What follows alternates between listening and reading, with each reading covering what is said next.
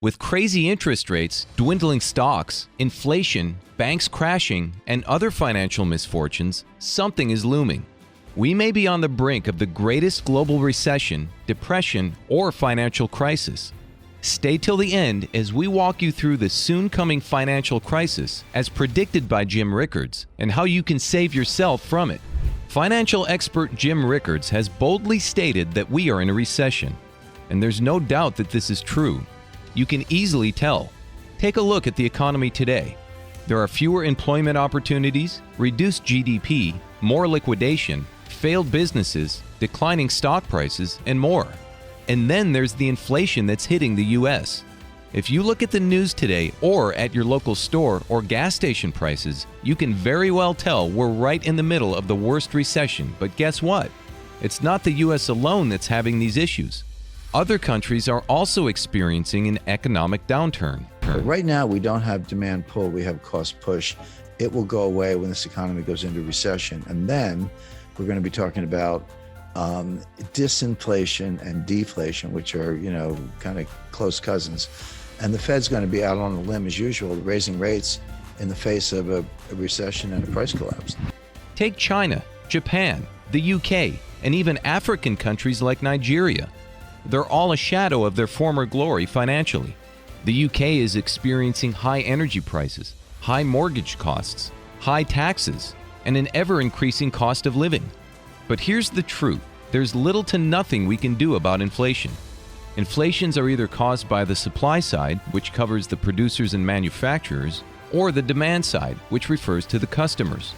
The best a government can do to remedy inflation is to apply the contractionary monetary policy. It entails increasing taxes and cutting spending. Recessions can sometimes occur without financial panics, and likewise, panics can also sometimes occur without recessions. But in some cases, it's both. Most times, recessions are always followed by financial panics. For instance, you suddenly hear in the news that there's a global or national recession. What'd be your first call of action? Of course, it'd be to get your money out of the bank, stock on supplies, and do everything to ensure you've secured all your assets and cash. Now that's a typical example of panicking. It's something everyone does in these situations. If you're wondering what caused our current financial recession, the answer is simple: the Feds. The ever-increasing interest rates are the main factors to blame for our current recession.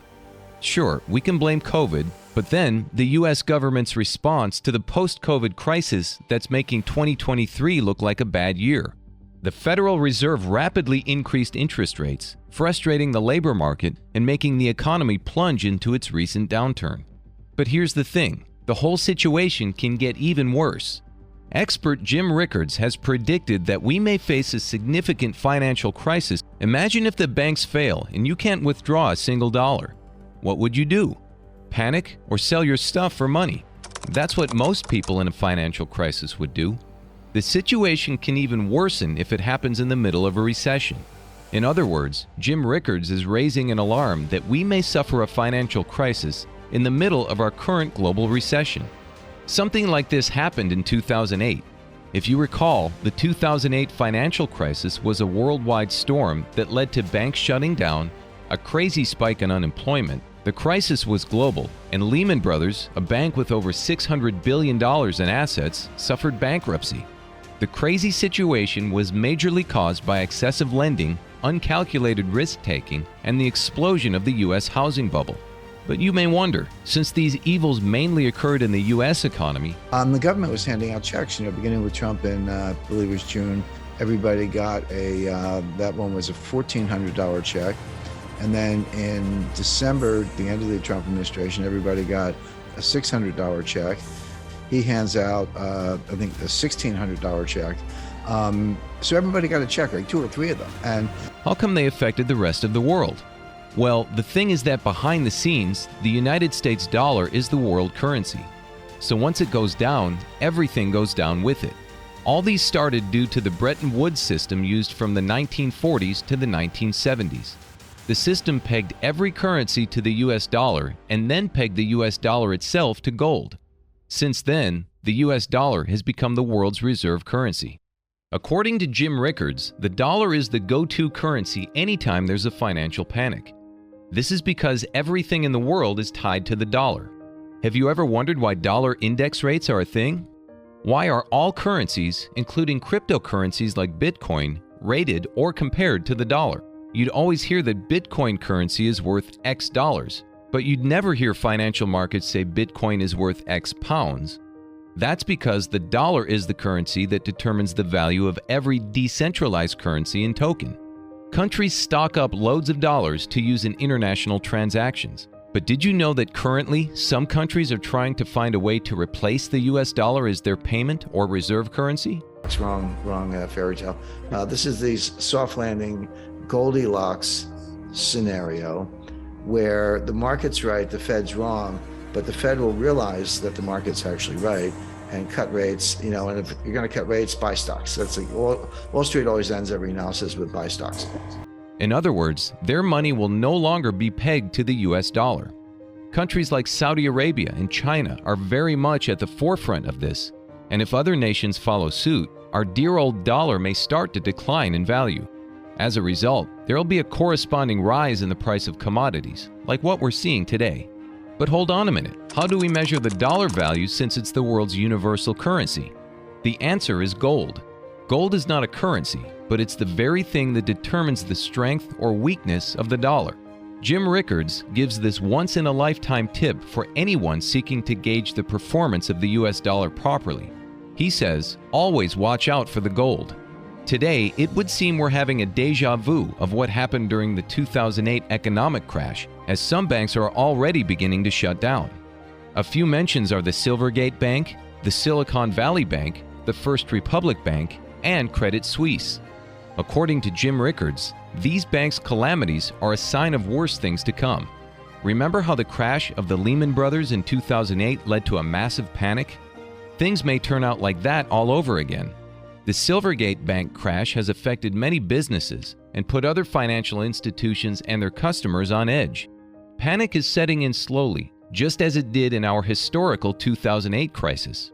Also in 2008, the crisis, which began after the crash of Lehman Brothers, took over a year to die down. What if the same scenario plays out in 2023? Troubling sign, last seen in 2008, by the way, before the Lehman Brothers meltdown. If all that's happening and the fundamental signs are also weak, which we just saw in third quarter GDP, which is based on net exports, which won't last, how are you going to drive a trade surplus with the strongest dollar in 20 years? Jim Rickards says we could deal with a situation that will decline until early 2024 before things get resolved. But here's the big question. What can people do to stay safe? You're probably thinking, well, I'd get my money out of the bank before it collapses. If that's your plan, be ready for a rude surprise because you're not the only person thinking in that direction. In a situation where everybody is trying to cash out, very few people may actually cash out because of the immense traffic that will overload bank networks. And besides, these things happen suddenly, without warning. Take the recent Silvergate Bank crash, for instance. How many customers or investors do you think were aware of the imminent doom? Very few. That's the situation we may find ourselves in. But let's assume you get wind of things and try to cash out before a sudden economic downturn. The situation of things today will be different from what it was in 2008. The government is about to introduce something terrifying Jim Rickards calls the Biden bucks. Imagine a situation where the government can control all the money in banks, including the ones locked up in your account. Imagine the government can reverse a transfer you made or lock up all the money in banks so that nothing goes in and nothing comes out. As scary as this may seem, it's precisely what the world government wants to achieve with the Central Bank Digital Currency, CBDC. Don't get me wrong, the idea behind this isn't to frustrate the masses, but to protect against a bank run. Usually, when a financial crisis comes, everybody starts panic buying and withdrawals. These things worsen the current economic situation when they happen. And so by instituting this new currency and policy, the government can stop citizens from escalating matters. But at what cost? Let's say you wake up one morning and need to fill your gas. You insert your credit card and the payment doesn't go through. What would you do then? The truth remains that policies like this may seem wise or noble, but in the end, they only favor the rich. Such a system is like a money jail where your money isn't yours anymore. So what should you do?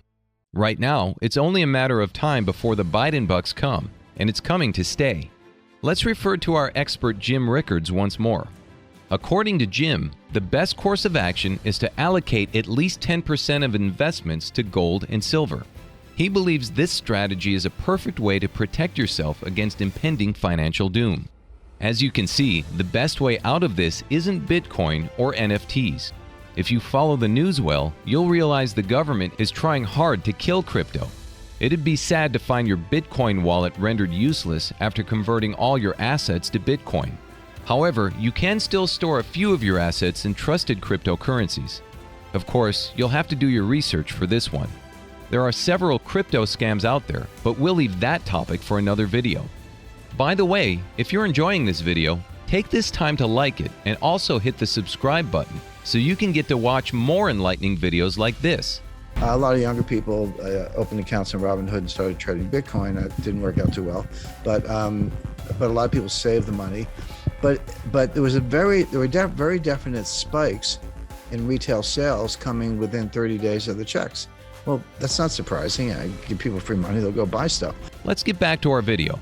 So, in other words, the best ways to protect yourself against the looming financial disaster and, of course, the Biden bucks is to stack up gold and silver coins and to get a few crypto investments. Also, if you're an investor, precisely a sticker investor, Jim advises that you should withdraw, at least for now, from the stock market. These times are too risky for stock investors, and the smartest investors can already foresee the danger ahead. Have you noticed that recently our world billionaires are turning away from stocks and focusing on farming instead? Jeff Bezos has over 420,000 acres of land, and Bill Gates accumulated over 270,000 acres of farmland in the last decade. These guys are at the top of the finance food chain, so they see what average investors don't. The logic behind this move is very simple and also very smart. The best thing to invest in at any time or situation isn't stocks. Rather, it's food or farming. Food has always been a basic need of man, and the demand for foodstuffs increases even more during financial crises. Remember, the first thing most people do when stocks, banks, and everything else begins to crash is to get their money out so they can panic buy. And guess what they buy? Food. So in a typical crisis, he who controls the food controls the money. Now, I'm not saying you should liquidate your assets and set up a ranch in your backyard, but I'm advising you to follow the steps of these top investors and consider having one or two investments in farming. Add this to your assets in gold or crypto, and you'd be secure no matter what may come. Want to see more interesting stuff? Then check out the next video on your screen.